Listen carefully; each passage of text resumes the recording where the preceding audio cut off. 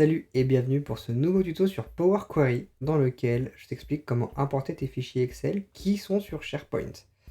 En fait, il y a une erreur qui est très souvent faite et Microsoft ne nous aide pas beaucoup sur ce coup-là à l'import des fichiers Excel, notamment si tu veux les synchroniser avec tes collègues. Et aujourd'hui, je t'explique comment importer un fichier qui est sur SharePoint, donc la plateforme de partage mise en place par Microsoft 365, donc qui permet de partager les fichiers et également de les importer avec Power Query et de pouvoir les synchroniser avec tes collègues.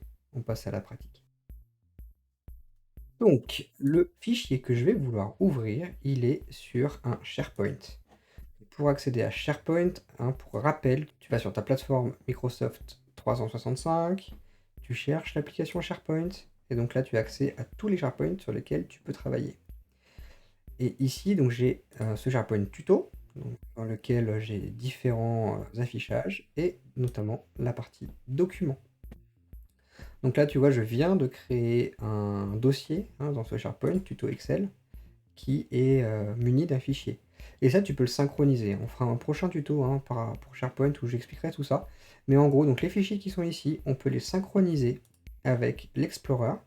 Donc là, il est synchronisé. Tu vois, mon SharePoint tuto cybermatique, il est là.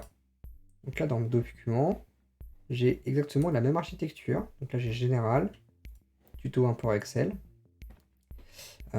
Et du coup, je peux aller dans mon tuto import Excel de la même manière que ce soit sur Internet ou directement sur mon PC. Et ça, c'est synchronisé avec OneDrive. Donc en fait, il n'y a pas de problème de synchro. C'est bien des fichiers partagés.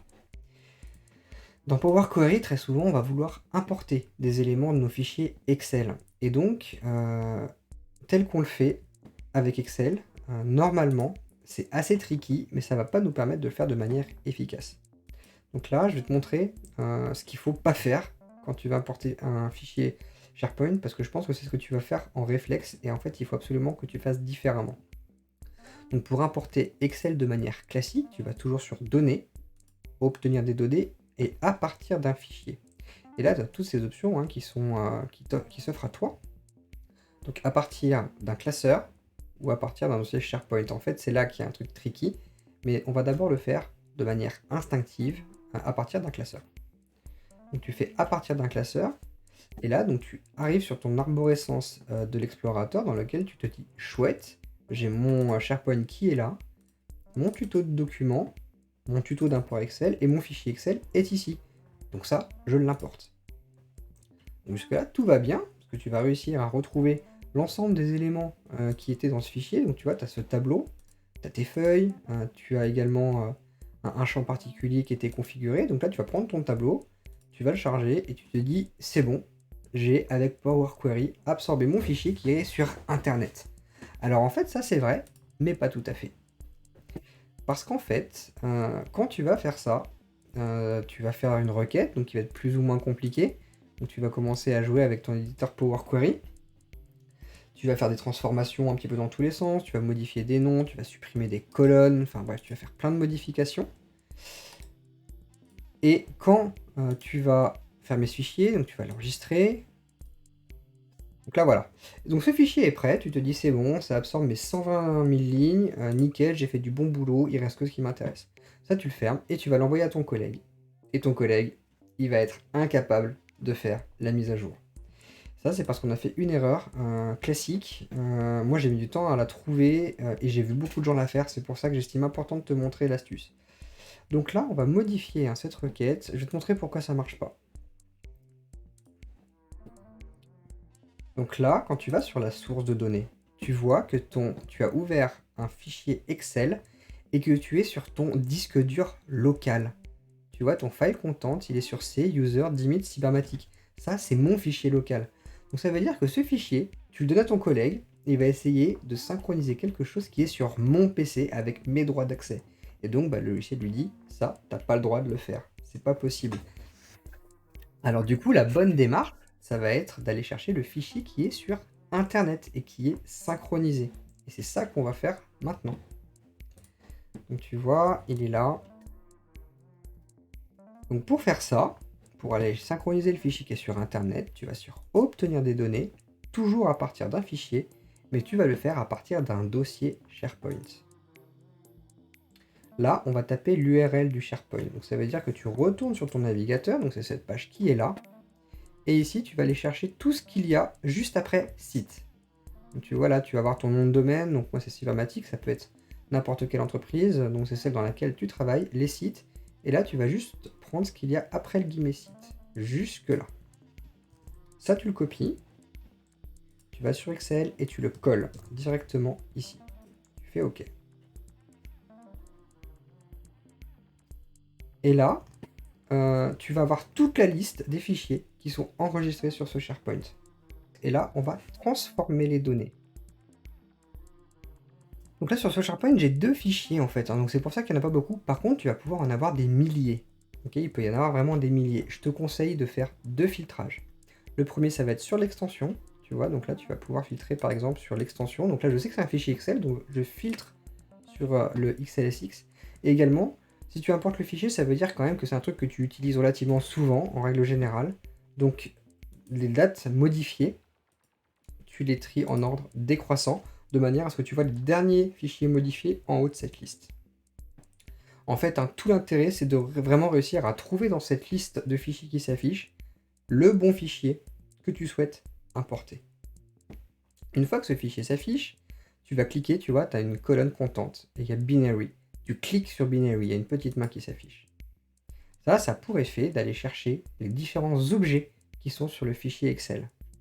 Tu vois là, quand on a été sur la source, on est sur un SharePoint, on n'est plus sur un fichier local, ce qui fait que tes collègues n'auront pas de problématique à l'ouvrir s'ils ont bien l'accès au SharePoint sur lequel tu rediriges. Le classeur importé provient de ce SharePoint sur lequel les gens ont les droits, donc il n'y a plus de problème d'import.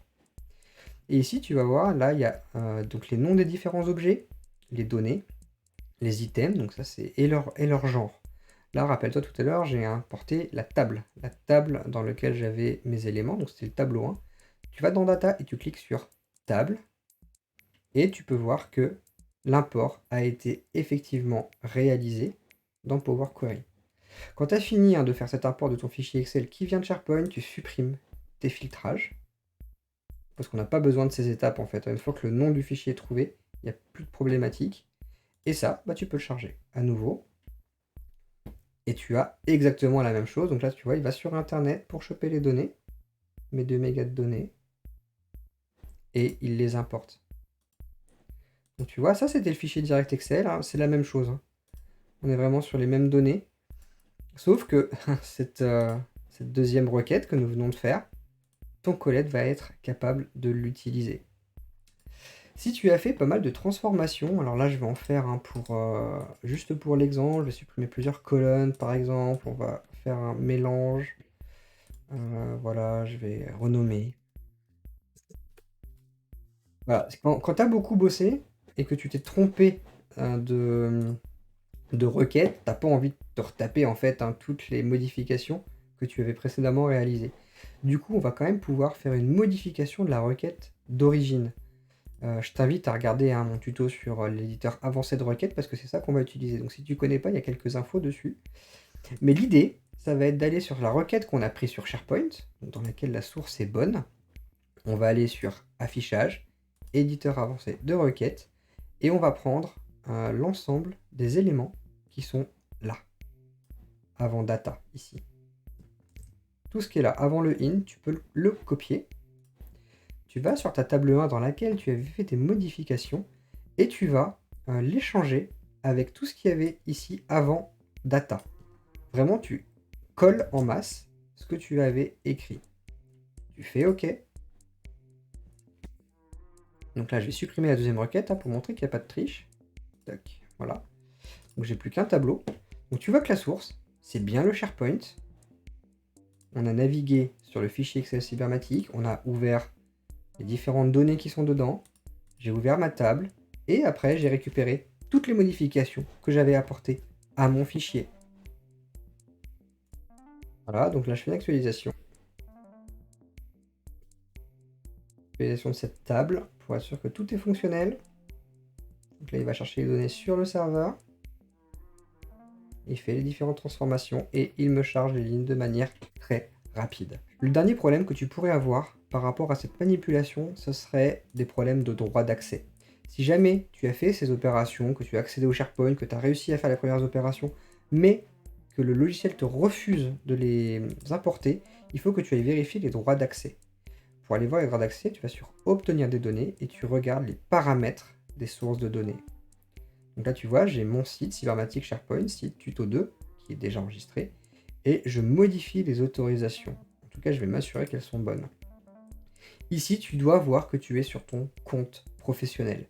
Si tu as autre chose, comme anonyme ou compte Windows, il y a un problème et ça ne fonctionnera pas. Si jamais tu n'as pas ce compte professionnel qui est affiché, tu vas sur Modifier. Et d'ici, tu vois, tu as plusieurs options. Donc, anonyme, c'est ça. Donc ça marchera jamais. Parce qu'en fait, les droits d'accès, en général, sont attribués aux personnes de la société. L'identifiant Windows, ça ne marchera pas en ligne. Et le compte Microsoft, lui, fonctionne très bien. Donc du coup, il faut que tu te connectes à ce compte Microsoft en suivant ce qu'il y a marqué. Donc si jamais ça ne fonctionne pas, hein, tu te connectes avec un compte différent, il va te rouvrir cette interface qui va te permettre de choisir avec quel compte tu te connectes. Et donc là, je me suis connecté avec mon Dimitri Bambo Cybermatic, tu cliques dessus, enregistrer, ok. Et à ce moment-là, tu n'auras plus de problème de connexion, tu pourras faire ton actualisation, on va chercher les données sur Internet, sur SharePoint, ça fonctionne pour toi, ça fonctionne pour tes collègues. Donc on va finir l'import.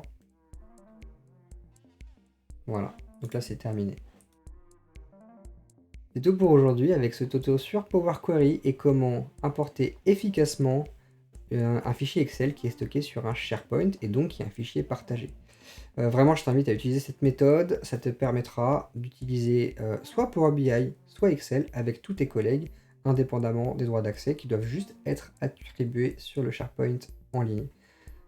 Donc vraiment, moi j'ai mis du temps à trouver la manip, je t'invite à l'utiliser, ça t'évitera bien des maux de tête pour pouvoir trouver les problèmes de connexion que tu pourrais avoir déjà rencontrés. J'espère que cette vidéo t'a plu et que tu vas l'utiliser pour gagner du temps et pour synchroniser plein de fichiers ensemble. Et du coup, si c'est le cas, abonne-toi à la chaîne, je serai très content de te voir faire partie de la communauté.